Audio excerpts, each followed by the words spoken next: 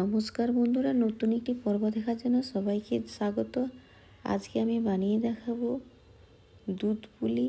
এই পুলি পিঠে যারা ভেঙে যাওয়ার ভয়ে একদম বানাতে চান না, তারা এইভাবে একবার বানিয়ে দেখুন। একটাও পুলি পিঠে ভাঙবে না, আর অথচ খুব সুন্দর নরম তুলতুলে হবে। এই পুলি পিঠে বানানোর জন্য আমি একটা কড়াইতে কিছুটা পরিমাণ জল গরম করতে দিয়ে দিয়েছি। এবার এই জলে কিছুটা পরিমাণ লবণ দিয়ে দিলাম টেস্টের জন্য।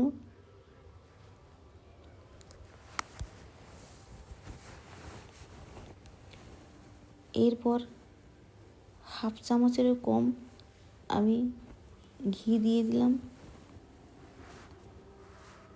ঘিটা মেল্ট হওয়া পর্যন্ত অপেক্ষা করতে হবে। এরপর একটা ঢাকনা দিয়ে জলটাকে ফুটতে দিয়ে দিয়েছি। এতে আমার ঘিটা মেল্ট হয়ে গেছে। এবার গ্যাসের বার্নারটাকে আমি কমিয়ে দিয়েছি। এরপরে 500 গ্রামের মতো আতপ চালের গুঁড়ো আমি এতে দিয়ে দিলাম। আপনারা সেদ্ধ চালের গুঁড়োতে করতে পারেন।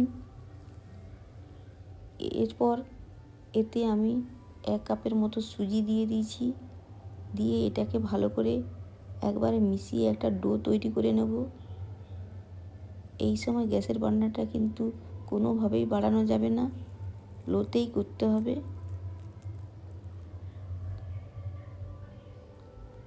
গ্যাসের বার্নার হাই হাতে করলে জলটা তাড়াতাড়ি শুকিয়ে যাবে আর ডোটা ভালো করে সিদ্ধও হবে না। এতেই কিন্তু চালগুলো ভালো করে সেদ্ধও হয়ে যাবে, একে আর দ্বিতীয়বার ভাপাতে হবে না। এইভাবে 3-4 মিনিট ভালো করে খুন্তি দিয়ে মাখিয়ে নিতে হবে। যখন কড়া থেকে একবারে ছেড়ে ছেড়ে আসবে তখন ভাববেন যে ডোটা আমার রেডি হয়ে গেছে।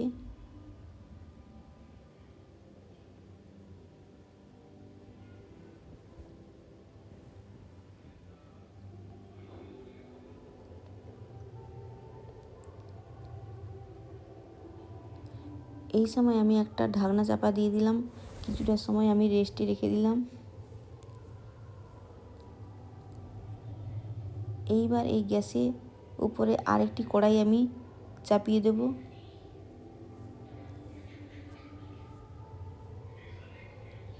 কড়াইটাই আমি চাপিয়ে দিয়েছি। এবার এই কড়াইতে আমি কিছুটা পরিমাণ গুড় দিয়ে দিলাম। আপনারা গুড়ের পরিবর্তে চিনি দিতে পারেন, তাতে ফ্লেভারের কোনো পরিবর্তন হবে না। এর সঙ্গে একটা নারকেল আমি কুড়িয়ে রেখেছিলাম, সেই নারকেলটাকে দিয়ে দিলাম। দিয়ে ভালো করে মিক্সড করে একটা পুর রেডি করতে হবে। এই সময়ও গ্যাসের বার্নারটা একদম লো আঁচে থাকবে। এইভাবে 3-4 মিনিট মাখালেই দেখবেন যে আমার পুরটা রেডি হয়ে গেছে।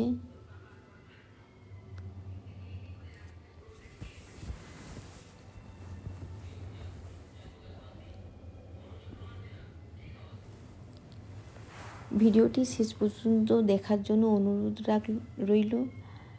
আর আপনারা কে কোথা থেকে ভিডিওটি দেখছেন একবার কমেন্টে জানিয়ে যাবেন।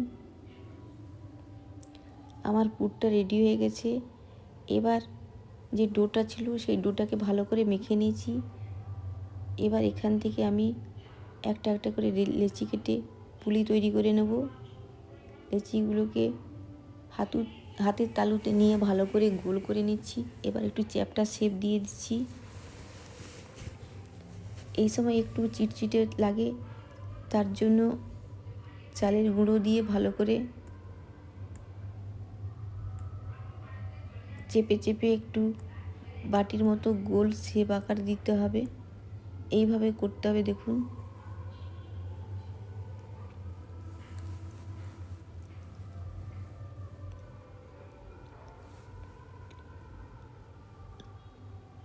ধারগুলো একটু ভালো করে চেপে দিতে হবে। এবার নারকেলের পুরটা আমি দিয়ে দিচ্ছি।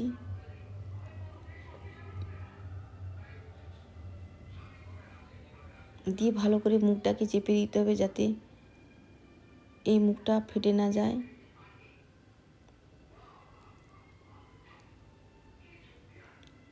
এইভাবে সমস্ত পুলিগুলো তৈরি করে নিতে হবে।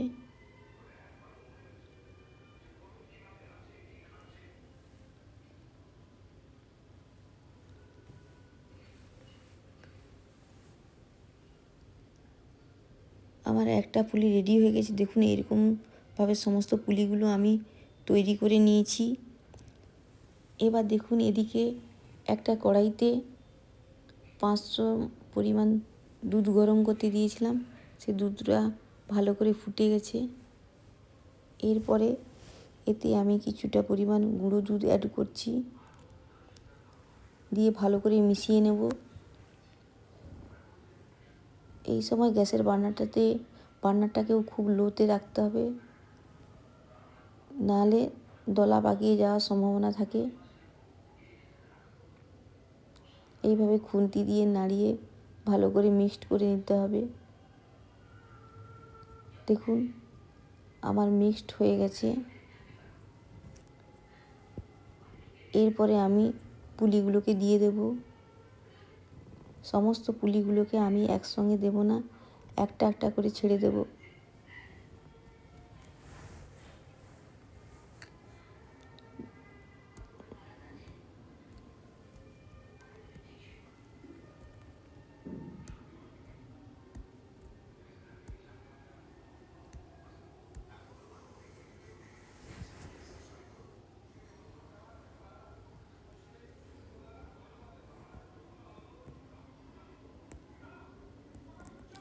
আমার সমস্ত পুলিগুলো দেওয়া হয়ে গেছে।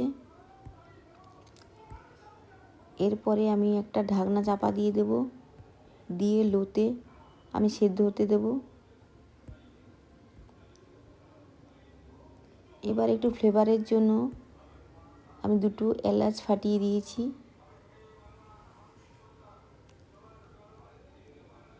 এই সময় খুন্তি দিয়ে ভালো নাড়াচাড়া যাবে না, একটু হালকা হাতে আমি পিঠেগুলোকে ডুবিয়ে নিচ্ছি।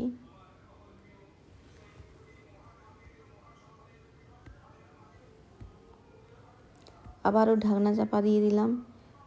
এইভাবে 10 থেকে 15 মিনিট আমি সেদ্ধ করে নেব।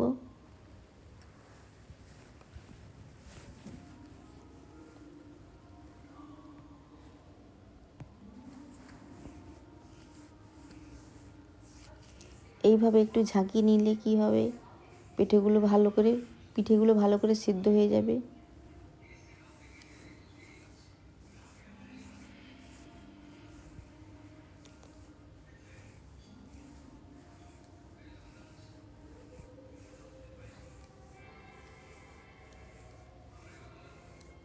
দেখুন দুধটা কেমন গাঢ় হয়ে আসছে। আমার পিঠেটা প্রায় সিদ্ধ হয়ে গেছে। এবার গ্যাসের বার্নারটা বন্ধ করে দিয়েছি। দুধটা কিছুটা ঠান্ডা হয়ে গেছে। এই সময় আমি কিছুটা গুড় দিয়ে দিলাম, আপনারা গুড়ের পরিবর্তে চিনি দিতে পারেন। দিয়ে এবার আমি আবার চাপা দিয়ে দেব। এই সময় গ্যাসটা কিন্তু একদম বন্ধ করে দিয়েছি। এইভাবে 3 থেকে 4 মিনিট রাখলে গুড়টা মেল্ট হয়ে যাবে। এবার আমার পিঠেটা পুরো রেডি হয়ে গেছে। দেখুন পিঠেগুলো একটাও ভাঙেনি, একদম গোটা গোটা আছে।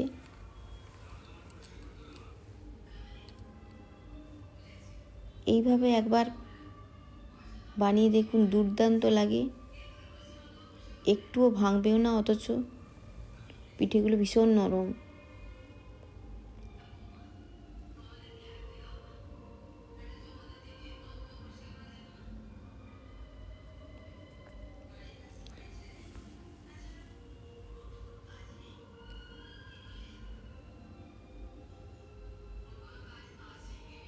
ভিডিওটি শেষ পর্যন্ত দেখার জন্য ধন্যবাদ। ভালো থাকবেন, সুস্থ থাকবেন। আবার দেখা হবে অন্য আরেকটি ভিডিওতে।